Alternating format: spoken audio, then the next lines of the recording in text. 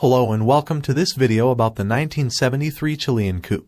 On September 11, 1973, Chile experienced a violent coup d'etat, led by the military and supported by the United States government. The coup resulted in the overthrow of the democratically elected socialist president, Salvador Allende, and the beginning of a brutal dictatorship that would last for 17 years. The coup was a culmination of a long-standing conflict between the Chilean government and the U.S. government. Since the election of Allende in 1970, the U.S. government had been working to undermine his government, fearing that his socialist policies would threaten American interests in the region. In the months leading up to the coup, the U.S. government provided financial and military support to Chilean opposition groups and encouraged the Chilean military to intervene. On September 11, 1973, General Augusto Pinochet, the head of the Chilean armed forces, led a military coup against Allende's government, which resulted in the president's death. Following the coup, Pinochet established a dictatorship that was marked by violence, repression, and human rights abuses. Thousands of people were arrested, tortured,